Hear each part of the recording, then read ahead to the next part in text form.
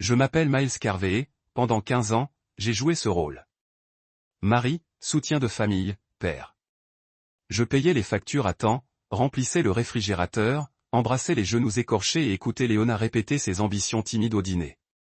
J'ai maintenu notre maison debout, même lorsque les fondations commençaient à vaciller sous nos pieds.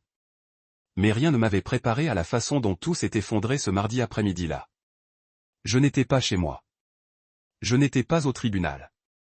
Je n'étais même pas dans un centre de médiation chic avec des mouchoirs sur la table et des tons neutres peints sur les murs pour que la trahison paraisse civile. J'étais dans mon bureau, la chaise légèrement inclinée vers l'arrière, les yeux scrutant une clause de sécurité révisée d'un contrat pour Hollow Ridge Risk Solutions, où j'avais gravi les échelons d'analyste à associé pendant 13 années déterminées. Je venais de signaler une erreur dans la clause d'indemnisation lorsque ma porte s'est ouverte en grinçant. Pas frappée, mais grinçante. Ce seul fait me disait que le visiteur ne respectait pas les limites. Puis elle est entrée. Mara Ellison, talon de créateur, dossier à la main, et ce visage impeccable comme seuls les avocats et les présentateurs de journaux télévisés le peuvent. Le genre de femme qui sentait la vieille fortune et la stratégie froide. Je l'avais déjà vue sur un panneau d'affichage près de l'Interstate 74. Divorcée dans la dignité. Drôle de slogan pour quelqu'un qui tient la guillotine. Monsieur Carvey, dit-elle sans s'arrêter. Ni bonjour, ni désolé de vous interrompre, juste un nom prononcé comme un verdict. Je me suis levé, j'ai fermé le contrat que j'étais en train de réviser et j'ai fait signe à la chaise d'invité. Elle ne s'est pas assise. Cela aurait dû être le prochain avertissement. Elle n'était pas là pour discuter. Elle était là pour livrer. Madame Carvey, commença-t-elle comme si j'avais besoin d'un rappel. Vous conserverez la garde complète de vos enfants, la résidence principale et la maison de vacances, ainsi que les comptes bancaires à vos deux noms. Elle a communiqué l'information comme si elle lisait la météo. Calme, robotique, sans souffle entre les poignards. Aucune pension alimentaire ne sera demandée. Vos visites seront surveillées jusqu'à nouvel ordre par une expertise judiciaire. Elle esquissa un léger sourire, une petite coupure déguisée en courtoisie. Les deux enfants ont exprimé leur intention de faire retirer légalement votre nom de famille. Mes doigts ne tressaillirent pas. Mes épaules ne se raidirent pas. J'avais trop souvent répété ce moment dans ma tête pour qu'il me perturbe maintenant. J'acquiesçai lentement, la regardant sans cligner des yeux, sans lui accorder la décence d'une réaction. Votre épouse a déjà déposé une plainte auprès du tribunal des affaires familiales. Une ordonnance provisoire est en cours d'examen en ce moment même. Toute contestation entraînera probablement une enquête plus approfondie sur vos déplacements professionnels et vos absences prolongées. Elle jouait bien son rôle. Un professionnalisme froid déguisé en compassion. Je me demandais combien d'hommes elle avait déjà réduits en poussière dans cette même pièce. Probablement des dizaines. Je souris, d'un geste calme et délibéré, puis je fouillai dans le tiroir à ma gauche. J'en sortis une enveloppe blanche scellée. Pas de nom, pas d'étiquette, pas de dramatisation, juste un pli serré et net, et un poids invisible. Je la lui tendis par-dessus le bureau. Remettez ceci à votre cliente, dis-je, toujours souriante. Elle haussa un sourcil, pensant sans doute qu'il s'agissait d'une supplique émotionnelle. Une lettre de dernière minute implorant la grâce. Elle la prit entre deux doigts comme si elle risquait de l'attacher. Je ne dis plus rien. Il n'y avait rien d'autre à dire. Elle se retourna et sortit de mon bureau en claquant des doigts, ses talons résonnant trop fort sur le parquet. Je laissai l'instant s'installer. Mon téléphone vibra sur le bureau et j'y jetai un coup d'œil. Un rappel concernant une réunion du personnel à 15h30. Ça pouvait attendre. Car ce qu'elle ignorait, ce que Léona ignorait, ce qu'aucun d'eux ne réalisait, c'est que la guerre n'était pas déclarée au moment du dépôt des papiers. Elle était déclarée au moment des suppositions. Quand il me regardait et voyait de la soumission, quand il pensait que le silence était synonyme de faiblesse, quand il supposait que fonder une famille m'empêchait de brûler un héritage. Ils avaient tort. 15 ans de partenariat, de sacrifice, d'hommes toujours présents, qui n'ont pas disparu instantanément à cause d'une liaison ou d'un avocat bien habillé. Tout s'est effondré parce qu'ils ont cessé de me considérer comme un homme et ont commencé à me traiter comme un meuble. Stable, attendu, banal. L'enveloppe que j'ai remise à Mara n'avait rien de spectaculaire. Pas de photos, pas d'aveu. C'était de la documentation, légale, propre, vérifiée, un début simple. À l'intérieur se trouvait une déclaration notariée décrivant un premier transfert de fonds. Ceux que Léona avait discrètement transférés sur un compte partagé avec son associé Grant Mercer. Un compte créé sans divulgation complète. Alimenté par mes revenus. Techniquement, c'était une fraude, mais ce n'était qu'un avant-goût. Suffisamment pour la faire douter de sa position. Suffisamment pour perturber son timing. Suffisamment pour qu'elle comprenne. Je savais qu'il me sous-estimait. Tous. J'avais passé les 6 derniers mois à éplucher les dossiers, à suivre les activités irrégulières des comptes, à engager un détective privé, à parler à des auditeurs, et même à fouiller dans les contrats de licence du cabinet de Léona. Non pas par mesquinerie, mais par précision. Elle pensait jouer aux échecs avec un homme qui apprenait encore les règles. Mais j'avais déjà 10 coups, et je n'avais même pas encore touché l'échiquier. Je me suis adossé à ma chaise, laissant le silence de mon bureau m'envelopper comme une armure. La porte du bureau était légèrement entr'ouverte par rapport à la sortie de Mara, et j'entendais le claquement étouffé des claviers dans le couloir, le bourdonnement de la routine du milieu de semaine. Personne, dehors, ne savait ce qui venait de changer. Pour eux, j'étais toujours Miles Carvey, respectable, prévisible, l'homme au bureau bien rangé et au sourire facile. Qu'ils le sachent. Ce masque me servait mieux que jamais. Je suis retourné à mon ordinateur portable, j'ai terminé la révision des clauses, j'ai enregistré le document, puis je l'ai fermé. La guerre avait commencé, et je n'ai pas élevé la voix. Je n'ai pas piqué une crise ni envoyé un seul message menaçant. J'ai simplement ouvert le tiroir sous mon bureau, une rangée de dossiers bien rangés, de disques durs et d'un double de clés de coffre-fort. J'avais passé trop de temps à protéger une maison déjà en feu. Maintenant, j'allais protéger ce qui comptait. Mes enfants, mon héritage et la vérité. Ils voulaient que je me taise. Ils se sont tus. Mais ils ont oublié une chose. L'eau calme ne signifie pas que les esprits sont calmes. Cela signifie simplement que la tempête n'a pas encore éclaté. Léona avait cette façon de répondre au téléphone. Douce, distraite, comme si ce qu'elle entendait était plus important que l'endroit où elle se trouvait. Je l'ai remarqué il y a un an, peut-être plus. Elle inclinait la tête, enroulait ses doigts autour du combiné comme un secret qu'elle protégeait, et murmurait, pas bonjour, pas oui. Juste ce, familier et paresseux qu'on ne lance pas à un inconnu ou à un collègue. Ce, était le premier clin d'œil. Il était toujours suivi d'un silence quand j'entrais. Elle souriait trop fort, me demandait ce que je voulais pour le dîner, faisait comme si elle n'avait pas simplement parlé en code. Mais je ne la confrontais pas. Je ne posais pas de questions auxquelles elle était prête à mentir. Je ne me suis pas emporté et je n'ai pas fouillé dans son téléphone comme une caricature jalouse d'un mari qui perd le contrôle. J'ai attendu. J'ai observé. Je l'ai laissé croire que j'étais occupé. Trop occupé par des réunions, des projets, des clients, des fusions. Lui avoir fait croire que je n'avais pas remarqué que son rouge à lèvres était frais à 21h, alors qu'elle prétendait être trop fatiguée pour terminer une seule conversation avec moi avant le dîner. Elle me trouvait ennuyeux, prévisible, facile à mentir. C'était son erreur. J'ai commencé par la voiture. Léona la gardait toujours propre, comme si elle avait peur que le désordre ne colle à sa réputation. Mais il y avait bien un ticket de parking du Langley Hotel, caché dans le compartiment latéral, daté d'un week-end, elle disait qu'elle rendait visite à sa mère, chambre 804. Cela m'en disait plus que n'importe quelle tache de rouge à lèvres ou trace de parfum. Grant Mercer, son associé. Je ne l'avais jamais apprécié. Trop poli, trop flatteur, trouvant toujours une raison pour me serrer la main 2 fois et m'appeler champion. Le genre d'homme qui jaugeait les femmes du regard et se cachait derrière des mots à la mode lors des réunions du conseil d'administration. Léona jurait qu'il n'était qu'un visionnaire. Je suppose qu'elle avait raison.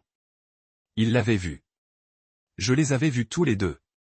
J'ai donc monté mon dossier tranquillement, patiemment. 6 mois de surveillance. Pas seulement les photos, même si j'en avais plein. Des rendez-vous à l'hôtel, des séances de travail tard le soir qui se transformaient en nuitées. Même une conférence d'un week-end à Seattle où une seule chambre était réservée à leurs 2 noms. Je n'ai pas divulgué ces informations. Pas encore. Je les ai archivées. J'ai étudié les tendances. J'ai établi des chronologies, comparé leurs mensonges à des empreintes numériques. J'ai engagé un expert comptable judiciaire pour examiner les dépenses de leur cabinet. Les chiffres parlaient d'eux-mêmes. Des milliers de dollars prélevés sur un fonds commun de fonctionnement, que Léona m'avait supplié de contribuer à lancer. J'avais signé le chèque moi-même. L'ironie ne me brûlait même plus. Cela m'a juste rendu plus perspicace. Ils pensaient que j'étais endormi, que j'étais engourdi par des années de routine. Mais j'étais bien réveillé et chaque seconde de leur tromperie était cataloguée, étiquetée, datée. Pas par vengeance, ni par effet de levier, ni par souci d'exactitude. On ne frappe pas avant que la structure ne soit prête à s'effondrer. Sinon, on ne fait qu'abîmer la surface et gâcher l'instant. J'en ai appris plus que je ne le voulais. Pas seulement sur son infidélité, mais sur ses priorités, ses valeurs. Léona avait siphonné les émotions de notre mariage comme si c'était trop cher à entretenir. Elle a arrêté de m'embrasser pour me dire au revoir, a arrêté de rire de mon humour pince sans rire. Ses mains ne s'attardaient plus. Nos messages sont passés de phrases complètes à de courtes réponses. K est devenu son mot préféré. Le genre de froid qu'on ne peut mesurer avec un thermostat. Juste l'absence de chaleur. J'ai commencé à tenir un journal. Pas le genre confessionnel.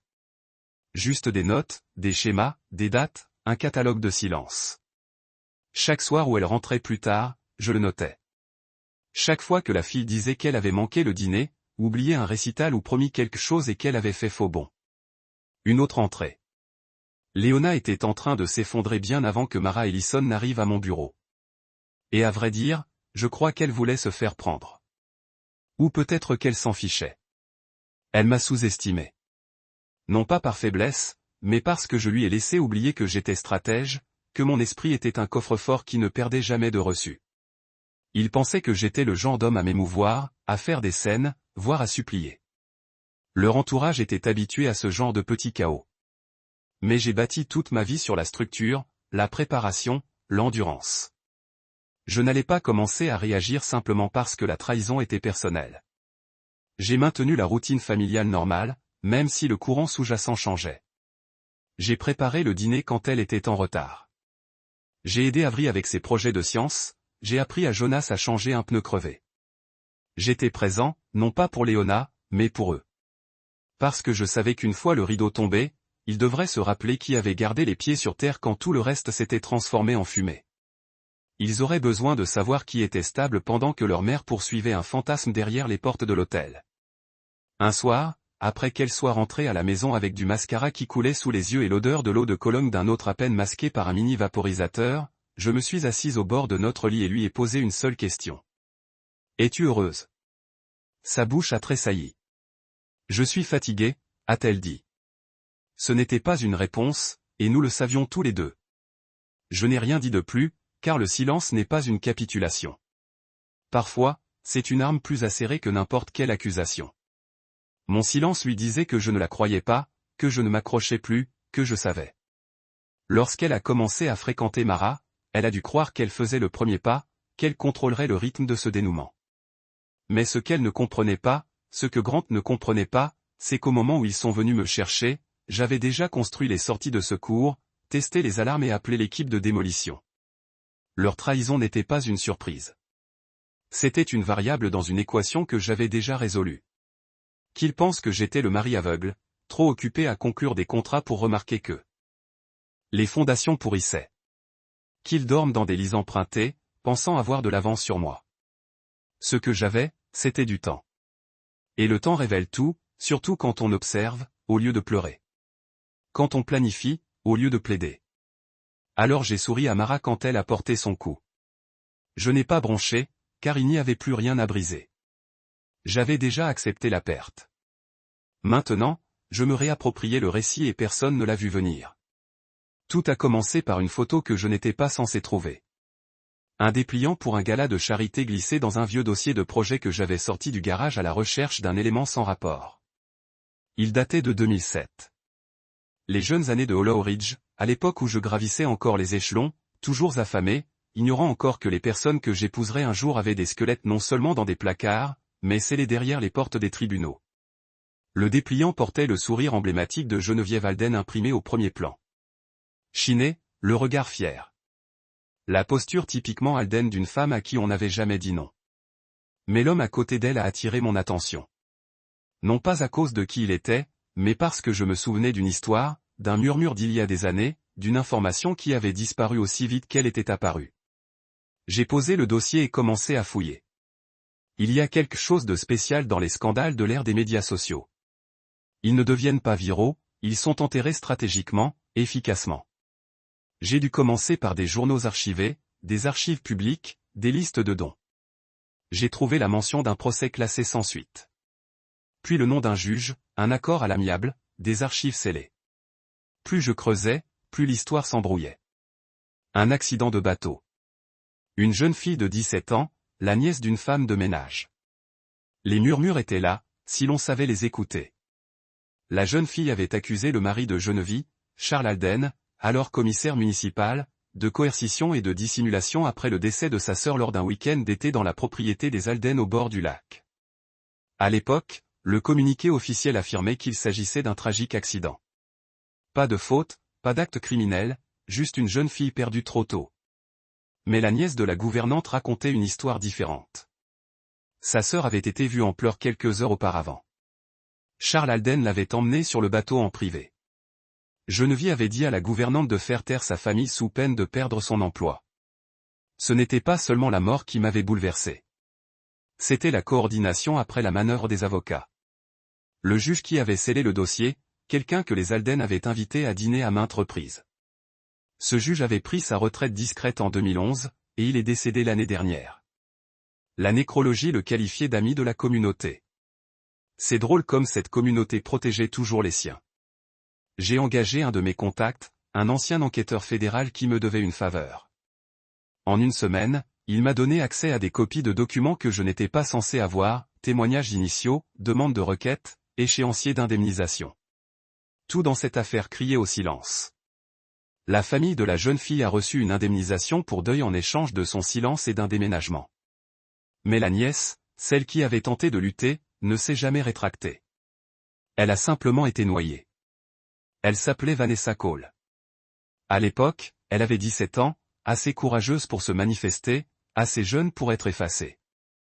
L'affaire n'a jamais été découverte. Et dans les années qui ont suivi, les Alden se sont reconstruits, ont changé d'image. Geneviève a lancé des associations caritatives pour l'émancipation des femmes, présidé des fondations de bourses d'études, organisé des collectes de fonds dans les mêmes pièces où le silence était autrefois acheté et payé. J'ai longuement scruté les papiers. Il y avait des notes dans les marges, de l'écriture manuscrite. J'ai reconnu les instructions de Genevie, ses corrections, des expressions comme « narrateur peu fiable » et « instabilité émotionnelle ». Ils ont démantelé une adolescente pour protéger leur nom de famille. J'étais malade. Ce n'était pas mesquin. Ce n'était pas un moyen de pression pour divorcer ou une pique à Léona pour sa trahison. C'était un héritage bâti sur la pourriture. Et mes enfants portaient ce nom, ce sang, Avery, Jonas. Ils méritaient de connaître la vérité, non seulement sur leur mère, mais aussi sur la famille qui l'avait soutenue. Lui avait fait croire qu'elle était intouchable. Mais je ne pouvais pas agir imprudemment. Il fallait que je sois méticuleux.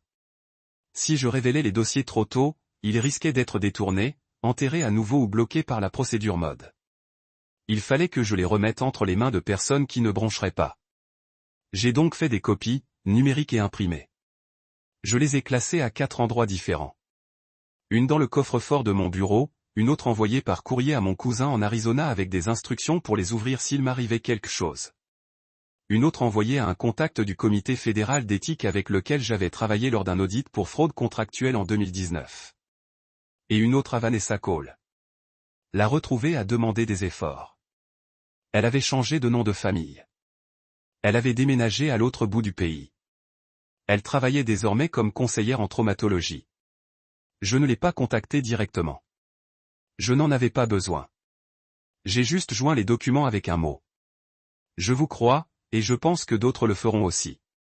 Il fut un temps où je croyais que garder les mains propres signifiait éviter la boue. Mais on ne peut pas déraciner un arbre pourri sans se salir. Et là, c'était une forêt de mensonges. J'ai gardé le silence assez longtemps. Non pas par peur, mais parce que j'avais besoin de connaître toute la profondeur de ce à quoi je m'attaquais. Ce soir-là, j'étais assis dans l'obscurité de mon salon, l'enveloppe étalée sur la table basse, les documents éclairés seulement par la lueur d'un lampadaire. J'ai pensé à la facilité avec laquelle Léona avait instrumentalisé ma routine. Comment les Alden utilisaient le charme et l'argent comme bouclier. Combien de personnes avaient payé le prix de leur secret. Et j'ai pensé à mes enfants. Au dernier anniversaire d'Avery, quand Geneviève lui avait offert un collier de créateur et lui avait murmuré à l'oreille comme si elle lui transmettait sa sagesse. Au sourire radieux de Jonas quand Charles lui avait tapé dans le dos après un match de football. Ils n'avaient aucune idée de qui ils idolâtraient. Aucune idée des convictions de cette famille. Et ils ne le sauraient pas à moins que quelqu'un ne tire le rideau. Alors, j'ai préparé la dernière enveloppe, celle pour Léona. Il ne contenait pas tout, juste assez, un aperçu du feu derrière la porte. C'était censé la secouer, lui faire comprendre qu'il ne s'agissait pas seulement d'une bataille pour la garde des enfants ou d'un divorce. C'était un règlement de compte. Je l'ai laissé entre les mains de quelqu'un en qui j'avais confiance. Un coursier discret, livré selon ses plans. Ferme en milieu de matinée, de main à main. Aucune signature requise. Lorsqu'elle l'a ouvert, j'étais déjà au travail, sirotant un café noir, examinant une nouvelle demande en mariage comme n'importe quel mardi. Mais ce n'était pas le cas. C'était le jour où le passé cessait d'être enterré. C'était le jour où la vraie guerre commençait. L'invitation arrivait sous la forme d'un SMS, un rameau d'olivier numérique enveloppé d'une civilité feinte. Dîner de famille, 19h, décontracté. C'était tout. Pas de nom, pas de ton, pas d'émotion, juste un ordre déguisé en offre. J'ai fixé l'écran plus longtemps que nécessaire, non pas par incertitude, mais parce que je savais ce que cela signifiait. Ce n'était pas un dîner.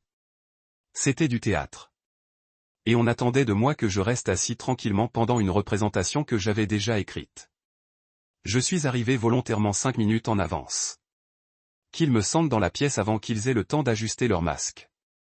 La maison des parents de Léona était telle que je m'en souvenais, somptueuse, méticuleuse, froide. Ça sentait l'eucalyptus et le calcul. Le sol en marbre brillait, et 2 personnes de mon équipe passaient silencieusement par l'entrée, telles des ombres entraînées à ne pas parler. Geneviève m'a salué la première, les lèvres pincées, le regard plus perçant que d'habitude. Elle a embrassé l'air près de ma joue comme si nous ne venions pas de nous engager dans une guerre ouverte. « Content de te voir, Miles », a-t-elle dit. « J'en suis sûr », ai-je répondu en souriant. Elle a cligné des yeux, aperçu le sous-entendu, mais n'a pas interagi. Charles l'a suivi, la main tendue comme si nous étions de vieux amis à une collecte de fonds. Je l'ai serré. Une prise ferme, un geste vide. Nous sommes entrés dans la salle à manger où tout avait été disposé à la lettre.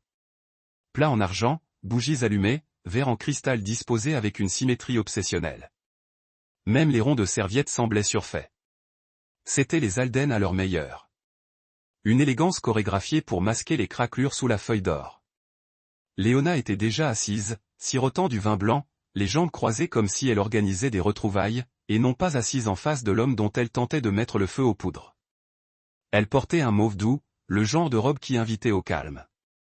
Son sourire était travaillé. Il n'atteignait pas ses yeux.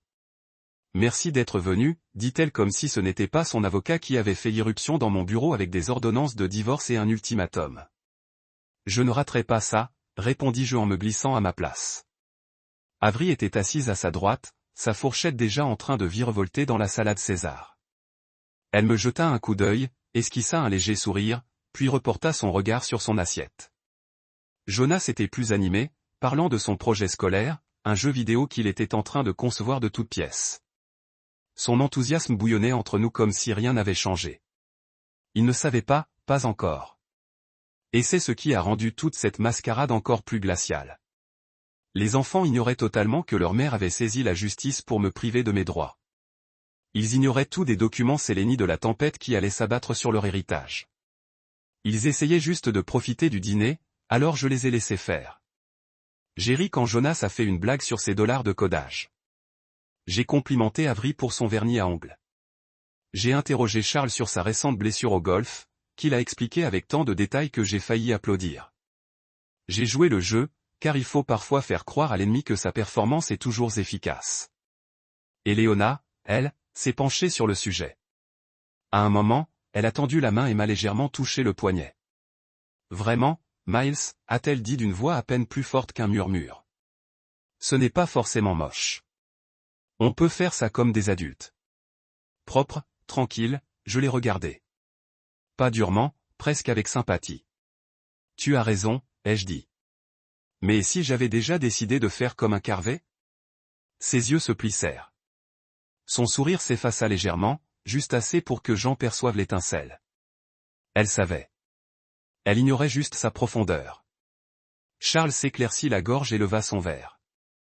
À la famille, annonça-t-il comme un homme s'accrochant désespérément à l'illusion de l'unité. À la famille, répéta Geneviève, bien que ses jointures soient larges autour du pied de son verre. À la famille, répétait-je en trinquant. Le dîner continua. Asperges flamboyantes. Pommes de terre fouettées jusqu'à obtenir une consistance de mensonge. Je mâchais lentement, sirotais mon eau, intervins quand il le fallait, mais je ne cessais pas d'observer. La main de Léona trembla légèrement lorsqu'elle attrapa le couteau à beurre. Avril le remarqua.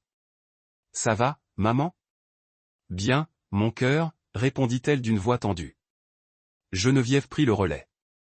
On est tous un peu fatigués, c'est tout. Une semaine chargée. Je me penchai en arrière et hochai la tête.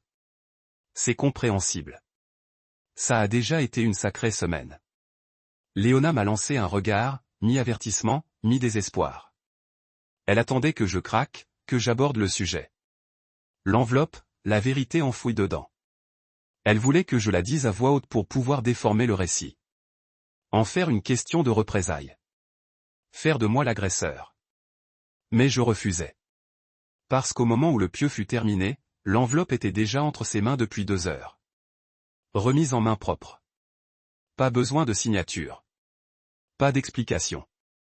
Juste son nom, juste la vérité. Pliée soigneusement en couches de conséquences qu'elle ne pouvait plus défaire. Elle n'en a pas parlé. Moi non plus. Ce silence est devenu plus fort que tout ce que nous aurions pu hurler à travers cette table. Et je savais, à sa raideur, à son manque d'appétit, qu'elle l'avait ouverte. Elle l'avait lue et savait que la partie était terminée. Quand le dessert est arrivé, quelque chose d'agrumé de trop sucré. Jonas s'est penché vers moi et m'a demandé, « Je peux passer ce week-end, papa ?» Je veux que tu essaies mon jeu, j'ai souri. Absolument. J'ai hâte. Léona se raidit à nouveau. Geneviève pinça les lèvres. Charles but une longue gorgée de vin. Léona tendit à nouveau la main. Cette fois, non pas pour murmurer, mais pour se pencher doucement et fermement. C'est déjà fait, Miles. Ne rends pas les choses plus difficiles que nécessaire. Je me tournai vers elle, le visage aimable, bien sûr. Je n'y aurais pas pensé, et je le pensais. Le plus dur était déjà fait. Le moment où elle a cru pouvoir me détruire sans conséquence, c'était la vraie fracture. Tout ce qui suivit n'était que mathématiques, conséquences, cause, effet. Nous terminâmes le dîner en un clin d'œil. Les enfants parlèrent de l'école.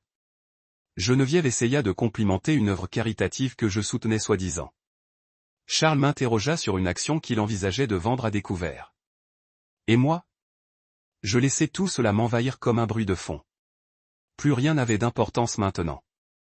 En me levant pour partir, j'embrassai Avril sur le front, ébouriffai les cheveux de Jonas et saluai les autres d'un signe de tête. Je m'arrêtai juste assez longtemps derrière la chaise de Léona pour parler clairement, rien que pour elle. « Dors bien ce soir, dis-je. » Je n'attendis pas de réponse. Je sortis dans l'air frais du soir, laissai le silence s'installer en moi et souris pour la première fois depuis des semaines. Non pas parce que la guerre était finie, mais parce qu'elle ne faisait que commencer. Tout commença par une vibration subtile, persistante. Mon téléphone s'alluma juste après 19 heures. En sortant de la douche, la vapeur s'accrochait encore au miroir, l'odeur du savon au cèdre flottait dans l'air. J'enroulai une serviette autour de ma taille, tendis la main vers l'écran et vis le prénom clignoter. Léona. Puis encore et encore. 11 appels manqués en 3 minutes. La femme qui me répondait autrefois en un mot pendant des jours avait soudain un besoin urgent d'entendre ma voix. Je ne répondis pas. Je laissai la panique palpiter à son bout du fil. Laissa-la s'y asseoir. Laissa-la arpenter, pleurer ou s'enflammer dans un verre de chardonnay bien frais tandis que le monde autour d'elle s'ouvrait. Elle avait lu l'enveloppe. Elle savait ce qui allait arriver. Elle ignorait simplement jusqu'où j'étais prêt à aller. Le message suivant arriva, sec et frénétique. Que as-tu fait? En majuscule. Sans ponctuation. Ce n'était pas la voix de quelqu'un qui avait le contrôle. C'était quelqu'un qui avait réalisé trop tard qu'il avait perdu la boule. Je le fixai, puis je jetai le téléphone à plat sur le lit et m'habillai lentement. Pantalon gris, chemise blanche, pas de cravate, une armure calme.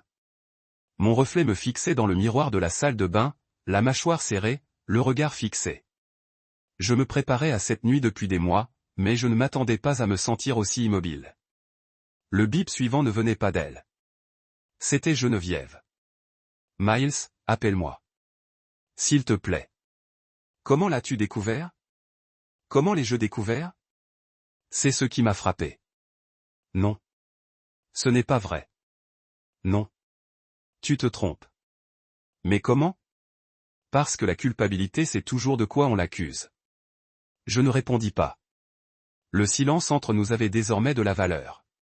C'était la monnaie courante. La preuve que, pour une fois dans leur vie privilégiée et organisée, ils ne contrôlaient pas le flux du récit. Ils y réagissaient. Puis arriva le courriel de Mara Allison. Objet, discussion juridique urgente et immédiate requise. Le corps était bref. Monsieur Carvey, les récents développements ont suscité de vives inquiétudes. Je pense qu'il est dans l'intérêt de tous de fixer un rendez-vous dès que possible.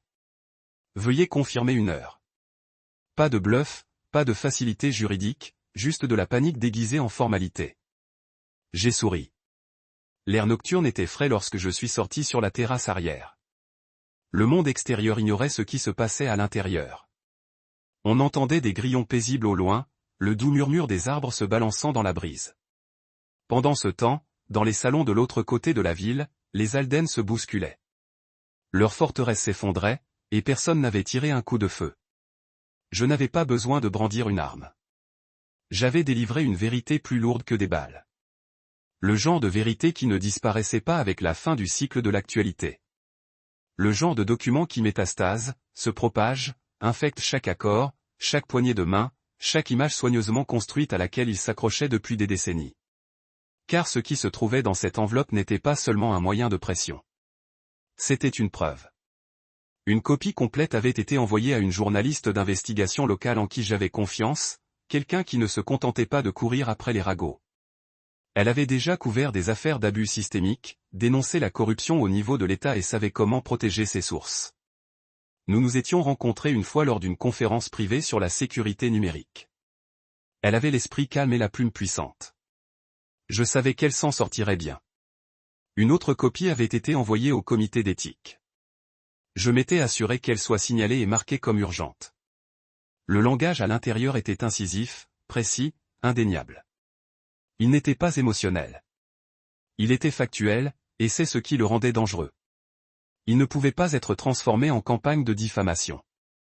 Ce n'était ni des oui-dire ni des spéculations acerbes. Il y avait des noms, des dates, des témoignages, des signatures, des pages numérisées de dossiers judiciaires scellés, de vraies signatures de vraies victimes réduites au silence à coups de chèques et de menaces. Et la copie finale, celle-là même qui comptait le plus. Elle était destinée à Vanessa Cole. Elle n'avait pas encore répondu. Je ne m'attendais pas à ce qu'elle le fasse. On porte ses blessures différemment, et certains mettent du temps à s'ouvrir à nouveau au passé. Mais elle détenait la vérité maintenant. Elle pouvait décider quoi en faire. Ce que j'avais fait n'était pas seulement une vengeance. C'était une réparation. Il y a une différence. La vengeance est une question de pouvoir. La réparation est une question d'équilibre. Ils avaient volé des histoires, des vies, des réputations. Je n'essayais pas de les détruire. Je m'assurais qu'ils ne puissent pas faire comme si de rien n'était. En moi-même, je me suis servi un verre. Du bourbon pur. La même bouteille que Charles Alden m'avait offerte des années auparavant. À l'époque où je pensais encore que nous étions dans la même équipe. Avant de réaliser que je n'étais qu'un ajout commode à leur famille, le gendre noir respectable et docile, celui qui construisait sans bruit et ne posait jamais trop de questions. Ils avaient pris la grâce pour de la faiblesse. Ils l'avaient toujours fait. J'ai porté le verre à mes lèvres, laissant la chaleur s'installer lorsque le téléphone fixe a sonné. Plus personne ne l'utilisait, ce qui signifiait que quelqu'un était parti à sa recherche. J'ai laissé sonner. Au 4e essai, le répondeur s'est déclenché. La voix de Léona, encore. préenregistrer des années plus heureuses, à filtrer dans la pièce. Vous êtes chez les Carvey. Laissez un message. Puis le bip. Puis le silence. Puis la voix de Geneviève. Miles, vous avez gagné. Très bien. Vous avez fait valoir votre point de vue. Juste. On peut parler. S'il vous plaît. Ne faites pas ça à Léona. Ne faites pas ça aux enfants. On peut arranger ça. On peut arranger ça. J'ai pris la télécommande, effacé le message avant la fin. Parce que c'est ce qu'ils font toujours quand le masque tombe. Ils supplient. Non pas pour obtenir le pardon, mais pour contenir les faits. Ils ne regrettent pas ce qu'ils ont fait, seulement que l'information ait été divulguée. Au coucher du soleil, les médias avaient déjà commencé à appeler mon bureau pour obtenir des commentaires. Mon assistant m'a transmis 2 messages vocaux de sources anonymes me demandant si j'étais impliqué dans les fuites d'Alden. Je lui ai donné une réponse en stock pour répéter, aucun commentaire pour le moment. Laissez-les spéculer. Plus il a posé de questions, plus le public prendrait un intérêt. Peut rouvrir à nouveau cas en 2007. Déplié. Les gens dont je n'avais pas entendu parler depuis des années. Dans des conversations chuchotées à l'extérieur du café, j'ai transmis mon chemin vers le travail. Les gens bourdonnaient, faisant semblant d'être choqués, mais certains le savaient. Les Aldans avaient été trop puissants à toucher jusqu'à présent. Mon téléphone s'est allumé avec des alertes toute la matinée. J'ai ignoré la plupart d'entre eux. L'un est venu d'un ancien collègue du conseil municipal. Vous avez finalement tiré le fil. Merde. Un autre provenait d'un directeur local à but non lucratif. Geneviève vient de résigner. Les planches s'effondrent. La moitié de nos sponsors ont déjà chuté. Puis un autre, un simple attaquant d'un numéro anonyme. Une photo de Grant Mercé sortant du bureau de son entreprise avec une boîte en carton à la main. La tête s'inclina. Pas de Léona en vue. Je me tenais dans la fenêtre de mon bureau et regardais les nuages passer devant la crête, calme et gris. Sur le bureau derrière moi, le comptoir officiel que j'avais déposé quelques heures plus tôt. Cust a vu, citant l'inconduite parentale, citant le risque de caractère, citant le scandale public. Les copies certifiées ont été joints des dossiers de la Cour autrefois scellés, ceux détaillant la dissimulation de 2007, le détournement des fonds et l'argent silencieux ont payé pour faire taire une famille en deuil. Ce n'étaient pas seulement des documents. C'était une boule de démolition vêtue d'encre légale. Mon avocat, mon Nick, m'avait envoyé un email unique après le dépôt. Ils ne s'en remettront pas. Soyez prêts. Soyez prêts. Il résonnait dans ma tête alors que je m'asseyais et que je lisais le reste des gros titres. Geneviève avait quitté chaque planche qu'elle a présidée, 5 au total. Son initiative Empowerment for Girls avait tiré son site web du jour au lendemain. Un dénonciateur anonyme s'était déjà manifesté, citant une pression interne pour enterrer tout ce qui pourrait endommager la marque d'Alden. Une présentatrice de nouvelles l'a qualifié d'implosion héritée. Un autre a étiqueté un calcul de 15 ans en retard. Et pourtant, Léona n'avait pas dit un mot. Pas d'appel, pas de courriel, pas même de texte critique. Je savais pourquoi. Parce que le silence était la seule chose qu'elle avait quittée. Tout ce qu'elle a dit maintenant pourrait et serait utilisé contre elle par les médias, par le cours, et surtout par nos enfants. Elle savait qu'Avry et Jonas verraient les articles. Que leurs camarades de classe parleraient. Que le nom qu'ils portaient autrefois comme un insigne de privilège portait désormais un poids qui écrasait, pas levé. Et Grant, il a disparu. J'ai vérifié l'un des trackers sécurisés que j'avais installé il y a des semaines, un lié à l'empreinte numérique de son entreprise. Son site web personnel était devenu sombre. Aucune activité, pas de nouveaux projets. L'homme qui avait un jour souri à travers des tables de dîner et m'a appelé des beaux partenaires n'avait même pas eu le courage de se tenir à côté d'elle lorsque le feu a atteint sa porte. Il l'a laissé en tenant le match et le blâme. La lâcheté ressemble toujours à un silence lorsque la pression est suffisamment élevée. À midi, j'ai rencontré Monique à la suite de conférences privées de son entreprise. Elle portait son blazer de marine non reçu habituel, des lunettes perchées basses et une pile de papiers prêts à examiner. Elle était sceptique au début quand je lui ai dit que je prévoyais d'exposer un cas vieux de décennies au milieu d'un divorce, mais maintenant elle était entièrement à faire. Ils ne contesteront pas la garde à vue, a-t-elle dit, en train de parcourir les derniers dépôts judiciaires. Leur stratégie est maintenant le contrôle des dommages et les enfants. J'ai demandé à Avry assez vieux pour avoir son mot à dire. Jonas est jeune, mais étant donné la nature publique du scandale et l'exposition au risque d'être associé à la famille de Léona, nous avons un argument solide pour la garde primaire. Plein si nous le voulons. J'ai hoché la tête. Je n'ai pas souri. Ce n'était pas une victoire. C'était nécessaire. Il y a une différence. L'équipe de Grant a envoyé une demande pour séparer les finances de leur entreprise de celles de Léona. Elle a ajouté, il revendique l'ignorance, dit qu'il n'était pas au courant de aucune activité illégale et se distancierait à la fois de l'entreprise et de la relation, donc il abandonne le navire. Il n'a jamais été construit pour survivre à la tempête, a répondu Monique presque sympathiquement. Des gens comme lui se plient lorsque la brillance s'arrête. J'ai signé le document qu'elle m'a remis, des requêtes, des accords, des avis. À chaque coup de stylo, je n'obtiens pas seulement la garde à vue ni la dissolution des liens conjugaux. Je construisais quelque chose. Une ligne entre l'homme qu'il pensait pouvoir ruiner et l'homme qui se tenait encore. Après la réunion, je ne suis pas retourné au bureau. Je suis rentré chez moi, vrai à la maison, celle pour laquelle je travaillais, payée, celle qu'elle a essayé de réclamer sans gagner, et j'ai trouvé Jonas assis dans le salon construisant une tour Lego, le front sortant de concentration. Avery était à l'étage lors d'un appel vidéo avec son thérapeute. Je n'ai interrompu aucun d'eux. Je me tenais juste là en regardant mon fils s'effondrer, ignorant complètement que le monde qui l'entoure s'était déplacé pendant la nuit. C'était ce qui comptait. C'était ce que j'avais protégé. Et je savais que la partie la plus difficile était encore en avance. Parce que les enfants ne comprennent pas le scandale public comme les adultes. Ils le ressentent. Ils l'entendent dans la façon dont les gens hésitent quand ils disent leur nom. Ils le voient dans les yeux de leur mère quand elle ne peut pas expliquer pourquoi son visage est aux journaux. Ils le portent silencieusement et parfois injustement. Mais je les guiderai à travers, une vérité à la fois, sans poison, sans mensonge, juste une clarté. En fin d'après-midi, j'ai reçu une alerte. La firme de Léona avait déposé un bilan de protection. Un effet en cascade, parraine des sponsors, les clients annulants, les employés quittent. Son étiquette de design autrefois, présentée dans des magazines glossy et des campagnes d'influence, était devenue une marque paria. Elle s'était attachée trop étroitement à l'héritage d'Alden. Et quand il est tombé, elle n'avait pas de terrain pour se tenir debout.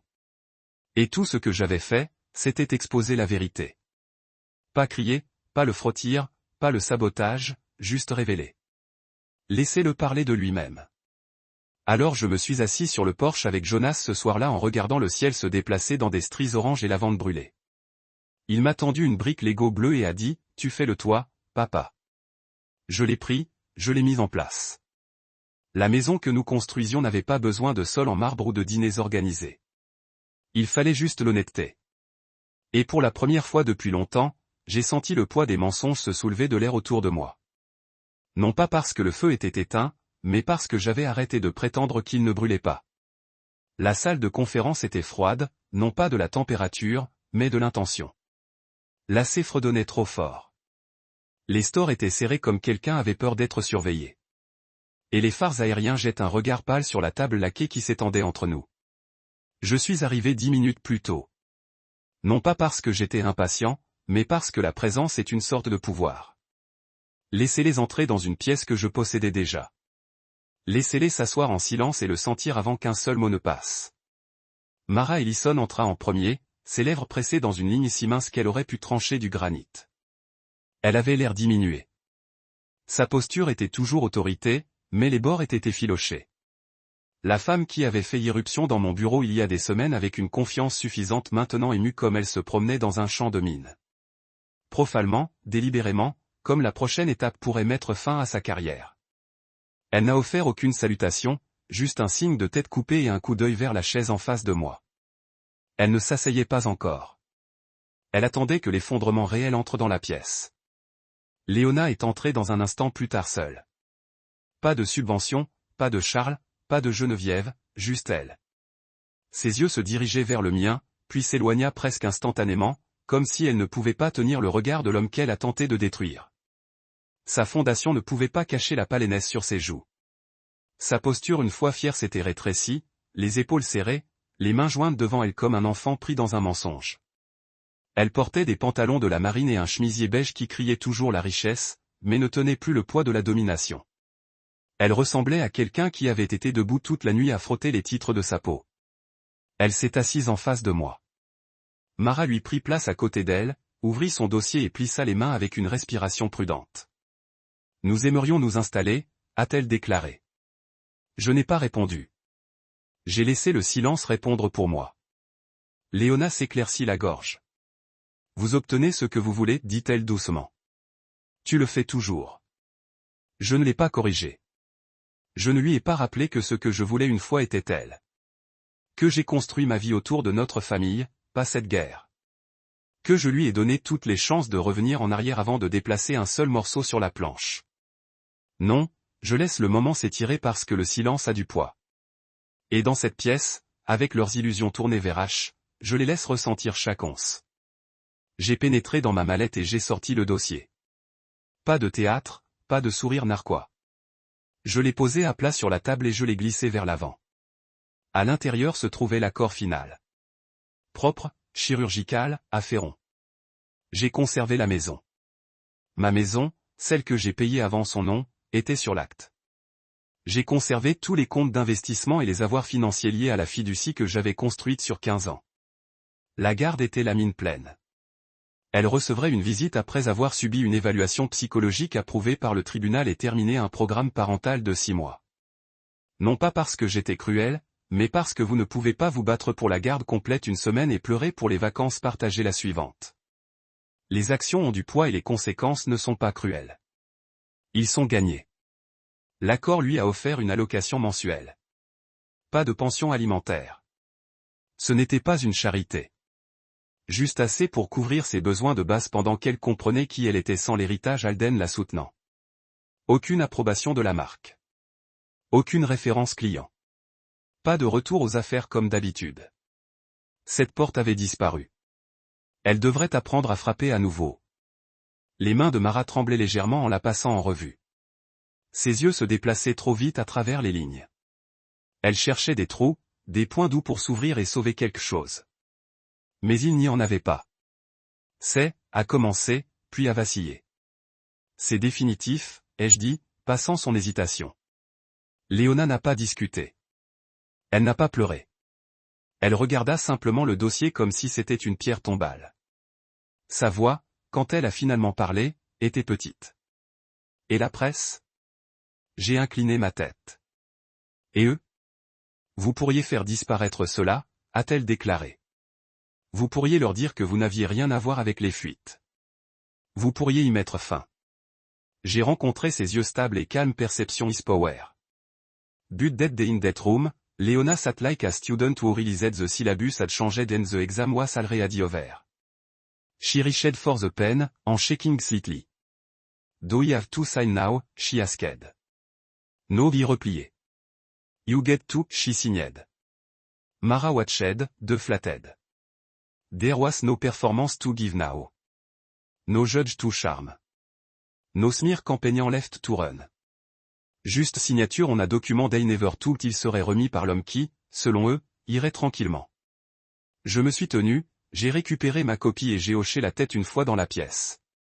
Pas de théâtre, pas de mots finaux, mais tout comme j'ai atteint la porte, j'ai entendu la voix de Léona, petite, craquelée. Pourquoi, Miles ? Je me suis retourné lentement. Elle me leva les yeux rouges mais secs. Pourquoi aller aussi loin ? Je me rapprochai, juste assez pour parler sans que la climatisation avalait ma voix.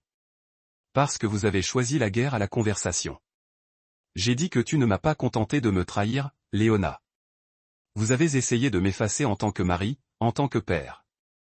Tu m'as rendu invisible exprès. Vous avez fait remettre en question nos enfants ma place. Et quand je n'ai pas réagi comme vous vous attendiez, vous avez supposé que j'étais faible. Mais je n'étais pas silencieux parce que je ne savais pas.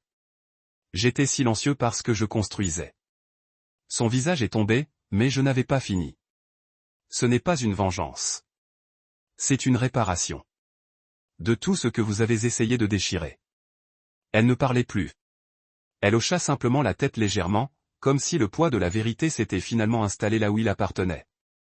J'ai quitté la salle de conférence sans regarder en arrière, et je ne me sentais pas triomphant. Je me sentais libre. La porte de la salle de conférence a cliqué derrière moi, et l'air à l'extérieur était plus mince, plus propre.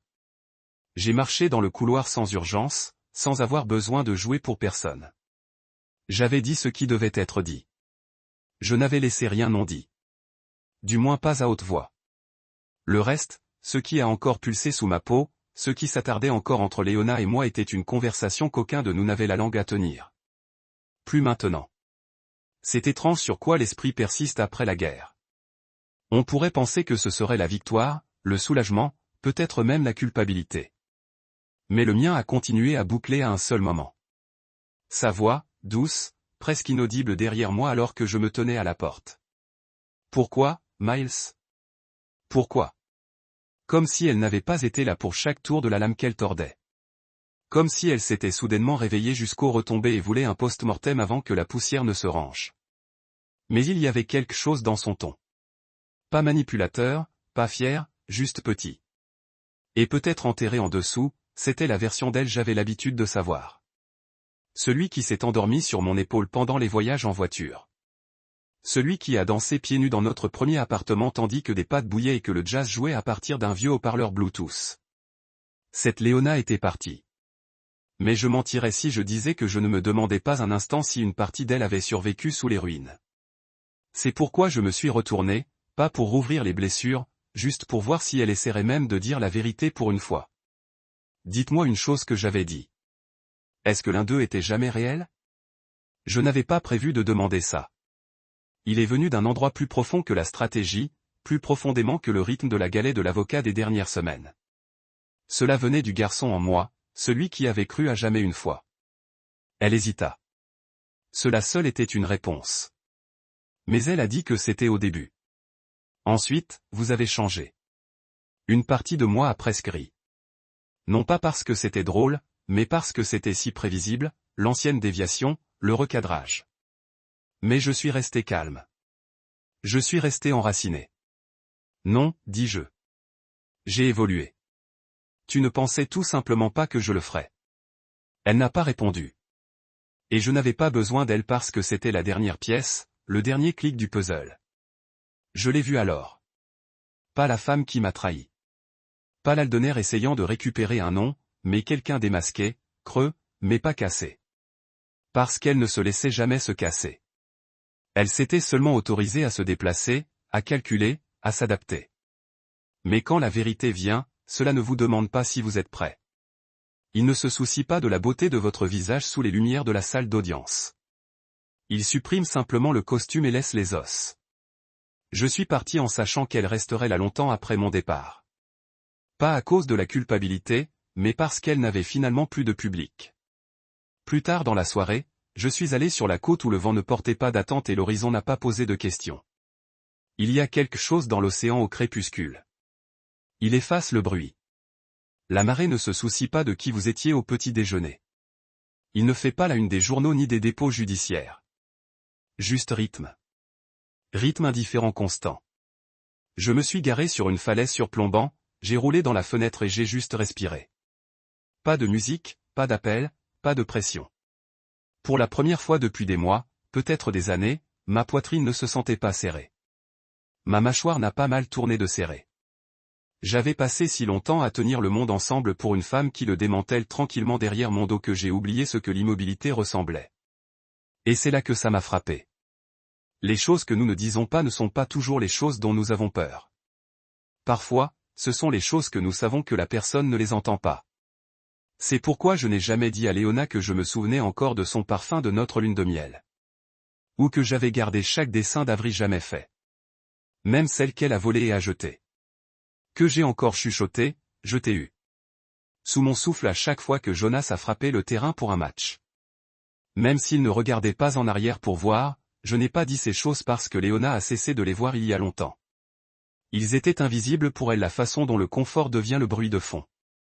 La façon dont l'amour devient une pièce de 7 au lieu d'une force. Elle ne nous a pas détruits avec une seule décision. Elle nous a érodés lentement, silencieusement, d'oubli. Et finalement, elle a oublié qui j'étais entièrement. Mais je n'ai pas oublié.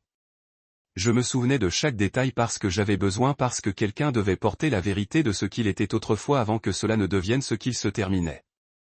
Je me suis assis là sur cette falaise en regardant le dernier bord du soleil disparaître sous les vagues et j'ai réalisé quelque chose d'important. La justice n'est pas bruyante. Il ne vient pas avec des défilés ou des trophées. Cela vient dans le calme. Cela vient dans le savoir. Cela vient quand vous pouvez vous asseoir seul sans rage, sans crainte, et toujours vous sentir entier. Quand je suis rentré à la maison était sombre à l'exception de la lumière de la cuisine. Avery avait laissé une note sur le comptoir dans son écriture inclinée en boucle. Jonas et moi vous avons fait dîner. C'est dans le réfrigérateur. Je t'aime. Je suis resté là pendant longtemps en le lisant encore et encore jusqu'à ce que l'encre brûle dans ma poitrine comme une bombe. J'ai ouvert le réfrigérateur. Pâtes, pain à l'ail, fruits en tranches dans un bol en plastique. Rien d'Anthony. Tout ce qui est réel. J'ai mangé en silence. Pas le silence du vide. Le silence de la vérité. Le silence d'un homme qui avait traversé le feu et qui est sorti n'est pas non brûlé. Mais vivant. J'ai lavé l'assiette, je l'ai rangée, j'ai regardé autour d'une maison qui n'avait plus l'impression de faire semblant d'être heureux. Plus de tension se cachant dans les murs. Plus d'attente des pas auxquels je n'avais pas confiance. Plus je ne m'efface de faire de la place à quelqu'un qui en voulait au son de mon nom. Cette nuit-là, j'ai écrit quelque chose dans mon journal. Une habitude que j'ai prise lorsque les mensonges ont commencé à se sentir trop bruyants. Juste une phrase. La vérité ne tue pas. Il démasque. C'est tout ce que j'avais besoin de dire. Parce que maintenant elle était démasquée. Et je n'avais plus rien à prouver. 3 mois. C'est combien de temps il a fallu pour que la tempête passe? Ou plus précisément pour que la poussière se déposait juste assez pour voir clairement les dégâts. Vous ne reconstruisez pas au milieu du feu. Tu attends que les braises refroidissent et la fumée s'éclaircisse suffisamment pour respirer à nouveau. Je ne me suis pas précipité. Je n'ai rien annoncé. Je viens de commencer à déplacer brique by brique, routine par routine, récupérant les espaces qui avaient autrefois été partagés avec des fantômes. Avery s'est ajustée plus rapidement que ce à quoi je m'attendais. Elle a toujours été la plus adaptable. Sauté, observateur, calme d'une manière qui vous a fait oublier qu'elle cataloguait tout. Elle n'a pas posé trop de questions sur les reportages ou le changement dans les accords de vie ou pourquoi les appels de Léona sont venus moins fréquemment. Elle a tout traité en couches. Elle rentrerait de l'école, j'oserais son sac à dos près du canapé et lui demandait si je voulais cuire quelque chose. Il ne s'agissait pas des cookies. Il s'agissait de contrôle, de stabilité, d'un rythme familier que nous n'avions pas à expliquer. Jonas a pris un peu plus de temps. Il s'accrochait à la structure. Le samedi à vélo, les vérifications nocturnes, les notes de la boîte à lunch. J'avais recommencé à partir. Vous avez ça. Fier de vous. Faites confiance à vos pieds. Il n'a pas toujours répondu, mais il les a gardés. Je les trouverai pliés dans ses poches en jean ou nichés dans les livres. Il écoutait même quand il ne l'a pas dit à haute voix. Je n'ai pas mal parlé de Léona. Pas une fois. Pas même lorsque la tentation s'est recroquevillée au bord de ma frustration parce que je savais que la vérité se déroulerait seule. Les enfants n'ont pas besoin de se dire qui est quelqu'un. Ils le verront dans le calme et qui se présente et qui suit et qui écoute quand ce n'est pas pratique. Le temps révèle ce que la colère ne peut jamais. Léona a déplacé 2 villes dans un condo de grande hauteur qui a coûté la moitié de sa réputation à entretenir. Elle a recommencé à lancer de nouveaux projets de conception, bien que la plupart d'entre eux aient été refusés avant qu'ils n'atteignent une salle de conférence. Le nom d'Alden était un passif maintenant. Même ceux qui avaient l'habitude de défiler derrière, comme la royauté recula comme si la proximité pouvait les ruiner par association. Sa marque est devenue un symbole non pas du luxe mais de l'effondrement hérité. Chaque émission de design qu'elle a présentée pour googler son nom avant de retourner son appel. La plupart n'ont pas rappelé. Geneviève à personne n'a démissionné de chaque conseil d'administration et organisme de bienfaisance qu'elle a présidé.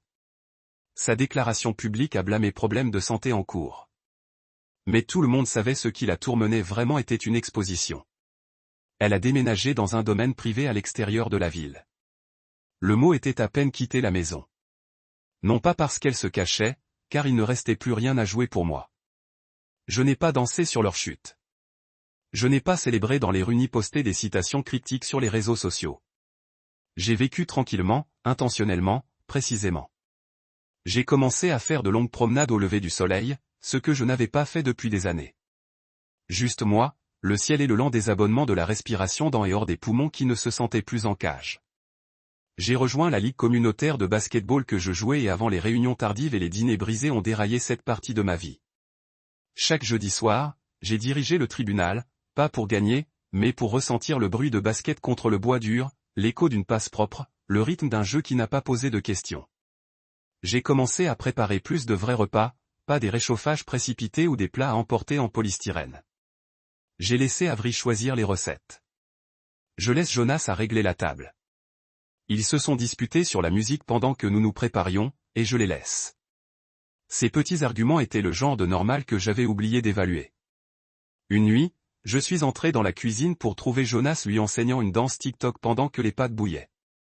Je ne les ai pas arrêtés. Je viens d'éteindre le brûleur et j'ai regardé. C'est la chose à propos de la reconstruction tranquillement. Ce n'est pas dramatique. Il n'a pas besoin d'applaudissements. Vous commencez à mesurer le succès dans des respirations plus profondes, en rire doux, en l'absence d'effroi lorsque votre téléphone sonne. Les travaux ont continué à avancer.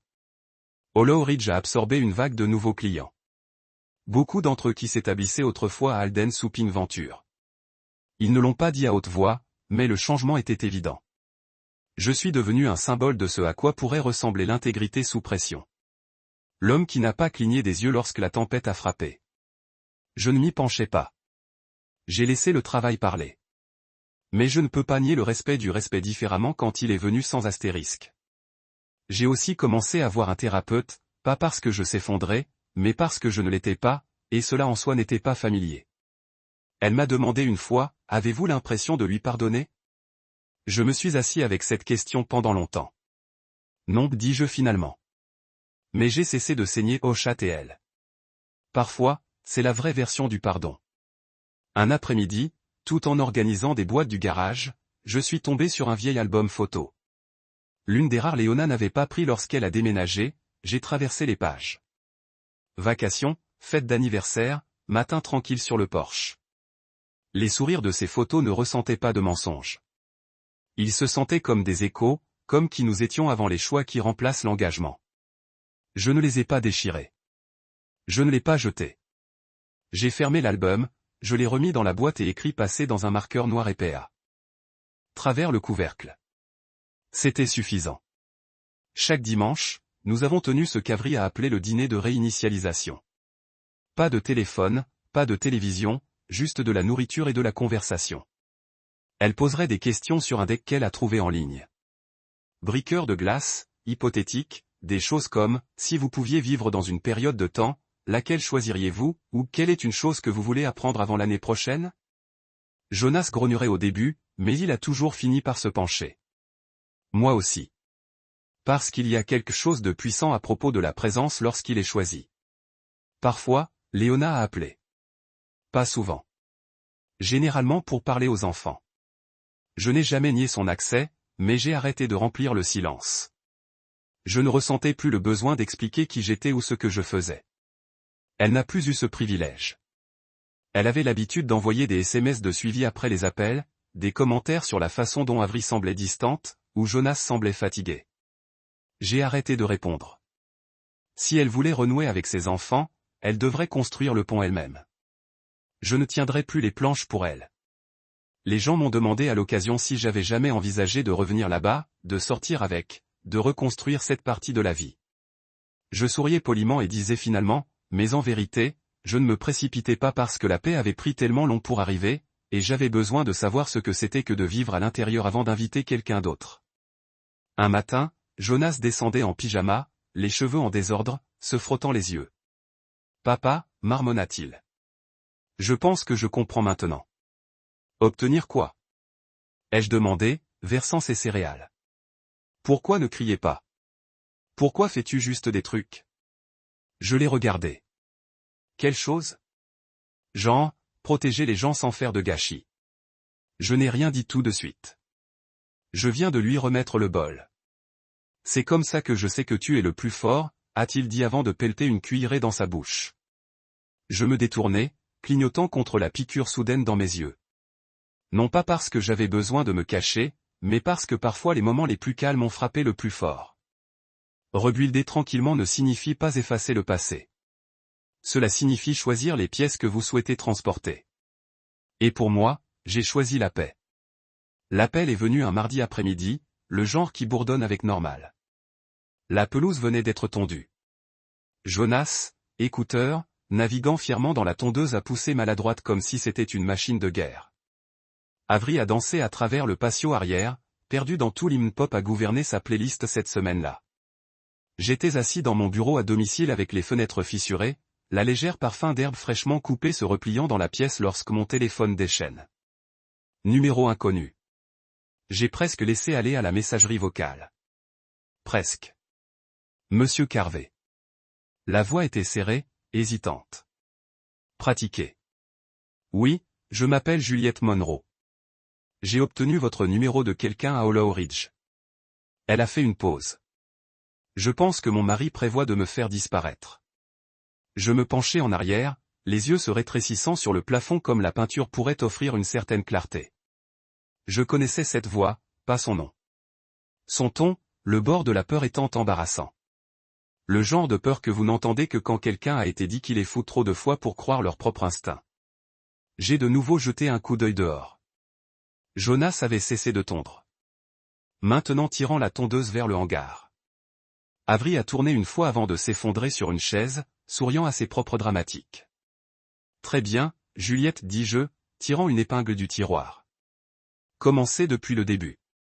Elle l'a fait. Et pendant qu'elle parlait, alors qu'elle disposait les trous dans la chronologie de son mari, les dépôts étranges, les caméras ont soudainement installé dans la chambre d'amis pour la sécurité, je n'ai pas simplement écouté. Je l'ai reconnu. Le modèle, le silence, l'arrogance de quelqu'un qui croyait qu'il était plus intelligent qu'une femme apprenant lentement à faire à nouveau confiance à son intuition. J'avais vu ce film. J'avais été dans le casting. Juliette ne le savait pas encore. Mais elle ne demandait pas seulement de l'aide. Elle offrait aussi quelque chose. Me rappelant pourquoi j'ai commencé ce travail en premier lieu. Pourquoi je ne m'étais pas éloigné complètement après la fin de mon cas. Parce qu'il y aurait toujours une autre porte. Un autre mari qui pensait que le charme pouvait masquer la cruauté. Une autre famille trop polie pour admettre ses fractures. Quand elle a fini, j'ai promis d'aider. Je lui ai donné une liste de contacts, lui a dit quoi documenter, quoi copier, quoi sécuriser. Elle a expiré lentement, l'une de ces exhales longues et fatiguées que vous ne pouvez gérer que lorsque vous retenez votre souffle depuis des années. Après avoir raccroché, je me suis assis dans cette immobilité, le genre qui s'installe juste avant que votre esprit ne commence à poser les questions plus lourdes. Les gens pensent que la partie la plus difficile de la trahison est le moment où ils se brisent. Ce n'est pas le cas. C'est ce qui vient après la reconstruction silencieuse.